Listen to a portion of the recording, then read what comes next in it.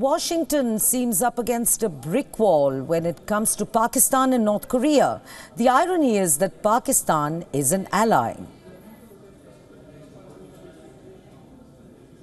In fact, a most favoured non-NATO ally. It's been a Cold War partner, a recipient of billions of dollars in military and civilian aid, and the links between the Pakistan military intelligence establishment and the Pentagon are of long standing. While the two sides will still have use for each other, it appears that the Pakistan Army, the main arbiter of power in that country, has turned a corner with America, which is no longer its preferred partner.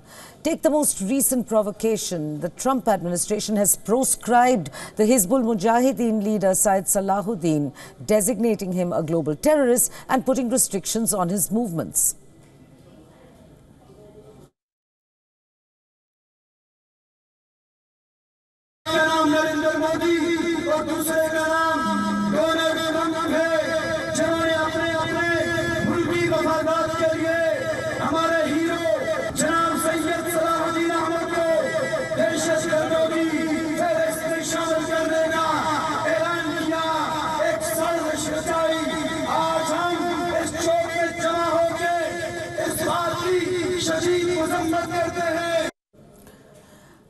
The Pakistan Foreign Office reacted sharply, and I quote, "The joint statement is singularly unhelpful in achieving the objective of strategic stability and durable peace in the South Asian region. By failing to address key sources of tension and instability in the region, the statement aggravates an already tense situation," unquote. Earlier, others have been similarly proscribed, including Hafiz Saeed. Let's turn to Nadim Hussain, who coordinates the South Asian Study Group at the University of Sydney. He's joining me now via Skype. He's also been an advisor to the Pakistan government on security policy. Hello, Nadim. Welcome to the show. How does the Pakistan military establishment view the Trump administration, Nadim? Well, initially, like almost any other country, Pakistan was still developing an opinion about the Trump administration because everything was very hazy, it was very vague. But after a couple of months after President Trump took the office, the initial perception was coming out to be very good because he was interested in talking about the Kashmir issue. He was interested in having a reliable solution about Afghanistan as well. But with the recent trip in Prime Minister Modi to Washington, D.C., I think that might be changing. So far, I think the perception is still being developed. It's too early to say anything about that. In fact, Nadim Hussain believes that the United States carries no credibility with Pakistan anymore and is in no position to influence the Pakistan establishment in any way. So does that make China the only relevant player in Islamabad? I think there is no denial that China is the main actor in Rawalpindi right now. But to say that it is the only actor is far stretched. Pakistan has very close relations with Saudi Arabia, growing relations with Saudi Arabia, and also with Turkey. I think in the future, as I would like to think so, Pakistan, Turkey, Saudi Arabia, and China would become a sort of nexus which will be playing a very big role in the region and globally as well. Well, Nadim, in a recent article in the online magazine War on the Rocks, I remember Hussain you wrote that while the Pakistani military may be more concerned about threats posed by terror groups to its continued hold over the country, it seems political parties, perhaps even the free media and the judiciary, as other threats. In other words, it will react strongly if its dominant position in Pakistan is undermined or sought to be undermined in any way.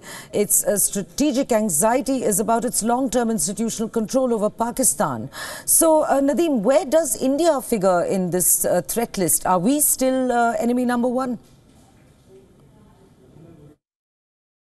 I think with the recent events that we see, specifically ever since Prime Minister Modi has taken the office and taken a hard line against Pakistan, there is a certain difference. For the longest time since 1999, I remember the President Musharraf's era, India had become a sort of just a friendly neighbor in that time. we didn't have really a big problem over there. But I think the mood has shifted now. Pakistan is looking towards the east again. There are border skirmishes. Part of the problem is, I don't blame one of the states. I think it's part and parcel fault of both India and Pakistan. But India is not really an enemy number one, I think. I think still there is a perception within the Pakistan security establishment that the internal forces are also at play over here.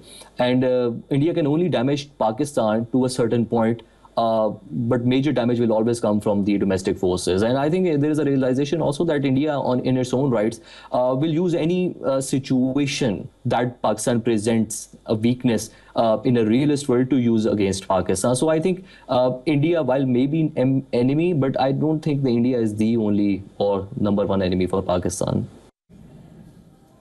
But Nadeem, what about Afghanistan? Is the current level of violence there a manifestation perhaps of Pakistan policy?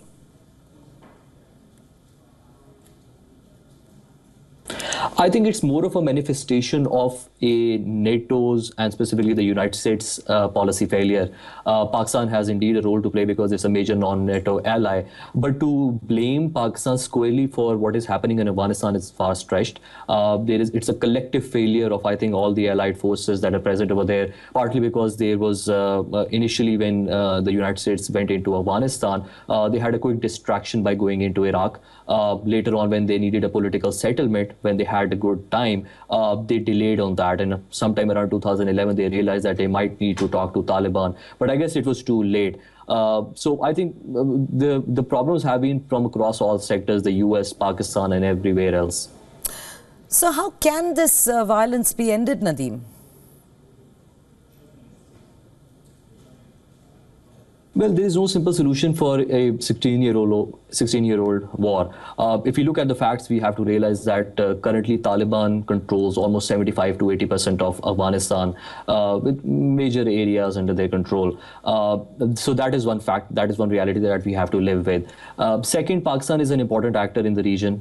We also have to accept that. But I think the third fact, which is being understated and which is growing now, is the fact that China is becoming a major player in the region, specifically when it comes to negotiating between Pakistan and Afghanistan. And I think the only way that that we can actually have an Afghanistan peace process is by giving China a central role. I don't personally think that even in Afghanistan or in Pakistan, the US has any more credibility left. Partly because I think the US political system is so shaky that the back and forth movement on their foreign policies and the national security policies, with one president saying one thing and the next president completely overhauling the entire policy system, kind of sends out a message that the US is not serious about Afghanistan peace process. And I think it would also be wise for India, together with China and other countries, to think beyond the US when it comes to Afghanistan and Pakistan. Right. Nadeem, thank you very much for making the time all the way out from the University of Sydney. Thank you for joining us today. Now let's turn to the other wall Washington is up against. That is North Korea. The buzz is that President Trump is going to convey to the visiting South Korean president his sense that relying on China, I beg your pardon, to pressure the North Koreans has not worked. The North continues to develop its nuclear weapons, and it recently even test-fired a missile into the sea. Pressure on China. Trump officials say that the United States is now going to crank up diplomatic and economic pressure on China. It accounts for 90% of North Korea's trade. There are indications that the United States will apply sanctions against China.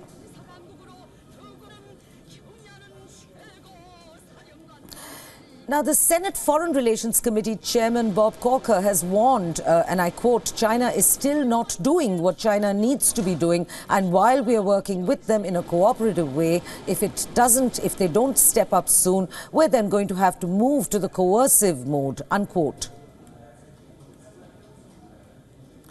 Now, I have with me Mr. Vishnu Prakash. He's a very distinguished senior diplomat and he's a former ambassador of India to South Korea.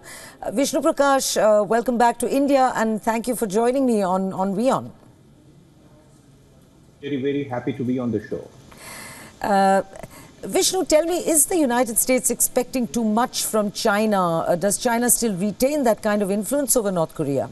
Because reports from Washington say that the military option is not off the table and that a range of options will be considered in the event that the North tests a nuclear device or a ballistic missile. And that is rather a tough nut to crack.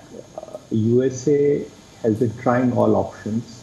In fact, if you see the statements that have emanated from the White House, both by candidate Trump and President Trump, he has said everything possible. I mean, it could always seem that he's a Democrat and is giving a milieu of options to North Korea. But question is, what can be done? Can the WMD be taken out from North Korea? I think it's too late. The choice of strikes or the option of strikes on North Korea, frankly, is going to be counterproductive. Now, China is the sole savior of North Korea. True, Chinese leadership is not happy with young Kim Jong-un, but there is very little that can be done effectively unless China wants to turn the screws onto North Korea. Now, what China can do and is not doing is to put some kind of economic embargo on North Korea. One thing that can be very effective with the winters approaching is stopping the oil, the heavy fuel oil that China supplies to North Korea, and North Korea very heavily depends on China. But China will not do that because China does not want to destabilize North Korea. So it's as I said, it's a tough nut to crack. Right. And there is a lot of rhetoric, there is a lot of strong statements emanating from all quarters. But whether it will come to anything much, I have my doubts. Right. Now, Vishnu, National Security Advisor Harold McMaster has warned, and I quote, "What we have to do is prepare all options because the president has made it clear to us that he will not accept a nuclear power in North Korea and a threat that can target the United States and target the American population," unquote. Now, Vishnu, there's a view that North Korea's nuclear weapons, those are what deter the United States from staging an invasion. Is that a fair argument? It is a fair argument, not just the United States, but there are at least 20,000 pieces of missiles and mortar, etc., which have been established along the border with South Korea.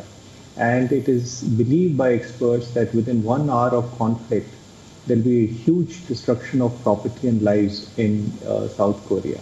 Secondly, North Korea has a range of short-range missiles which can be fired and can cause destruction in Japan, in South Korea, can go as far as Guam. And then let's also remember that there are 50,000 strong American troops based in South Korea and in Japan, which are also within the crosshairs of North Korea. Right. So there are these realistic constraints.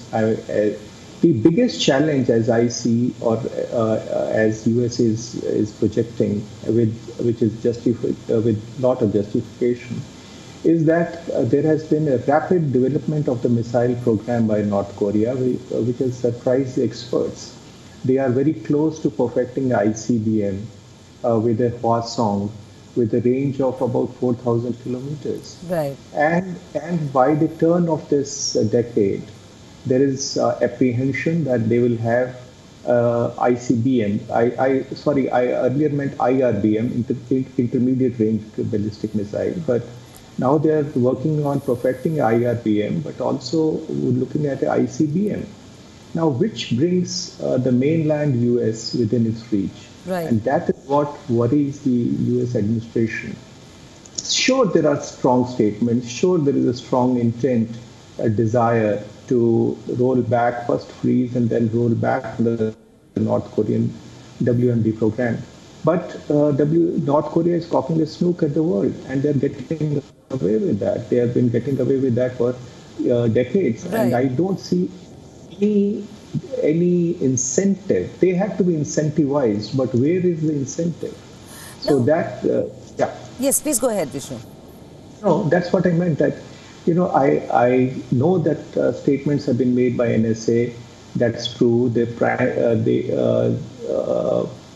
Secretary of State Tillerson has said that the state strategic patience is over. All options are on table. President Trump has said that there could be major conflict. I don't think that the North Korean leadership is shuddering or very scared of. It's all rhetoric. And North Korean rhetoric can even be shriller. I mean, they keep on saying that they will douse Japan and South Korea in a sea of fire. And I mean, this is not the strongest of rhetoric. So rhetoric is commonplace in this in this theater. Right. But again, it boils down to what is possible, and there the options are very limited. Right. Now, Vishnu, India has also joined in on imposing sanctions against the North. Do we have a choice there? Does India have a choice? Is it in India's interest? The sense is that the United States is back to evaluating the same options that President Obama had. Well, there are two aspects to that. One, as far as India is concerned, the WMD program of North Korea is a threat to India also. It's a matter of security and strategic security concern to us. Let's remember that there is this triumvirate, North Korea, Pakistan, and China, which has in the past been involved in proliferation of technology and materials of WMD.